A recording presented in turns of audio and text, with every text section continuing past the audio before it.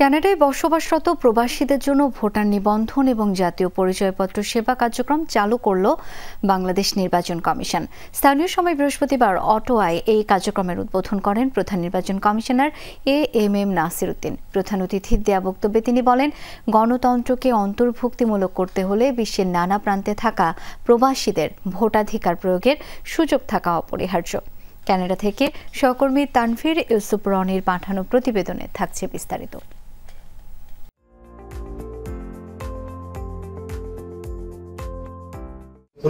পরিচয়পত্র প্রদান কর্মসূচির উদ্বোধনী অনুষ্ঠানে আপনাদের সবাইকে আমি আনন্দ চিত্তে স্বাগত জানাই। গণতান্ত্রিক প্রক্রিয়ার সাথে প্রবাসীদের আরো সম্পৃক্ত করতে চায় সরকার। এজন্য তাদের ভোটাধিকার প্রদানের ব্যবস্থা করা হয়েছে।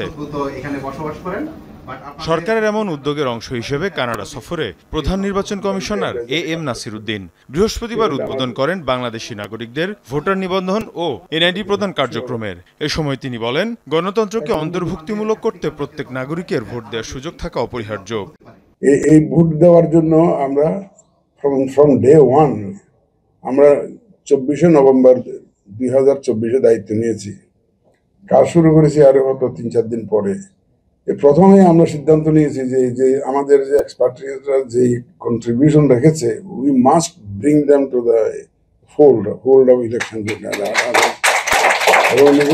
পরে আমাদের মাননীয় প্রধান উপদেষ্টা উনি কমিট করলেন পরে, কিন্তু আমরা from day one we started working on this issue particularly. এ সময় প্রশ্নোত্তর পর্বে প্রধান নির্বাচন কমিশনার জানান, দেশের উন্নয়নে প্রবাসীদের সরাসরি সম্পৃক্ত করার বিকল্প নেই। And we will try to address those as they come. অনেক চ্যালেঞ্জেস তো আসবে, তাই না? মাত্র শুরু করলাম তো, এটা তো আগে ছিল না। এই সরকার তো শুরু করেছে 3-4 মাস আগে মাত্র শুরু করলাম। আমরা 41টা দেশে যাবো। কিন্তু অটোয়াস্থ বাংলাদেশ হাইকমিশন আয়োজিত কার্যক্রমে স্বাগত বক্তব্য রাখেন ভারপ্রাপ্ত হাইকমিশনার কাজী রাসেল পারভেজ। অনুষ্ঠানে আগত অতিথিদের ধন্যবাদ জানিয়ে ডেপুটি হাইকমিশনার দেওয়ান হোসেন আইয়ুব অনুষ্ঠানের সমাপ্তি টানেন। কারণ আমরা লাস্ট ইলেকশনটা দেখেছিলাম। মীর মুশফিকা হাসান, যমুনা নিউজ।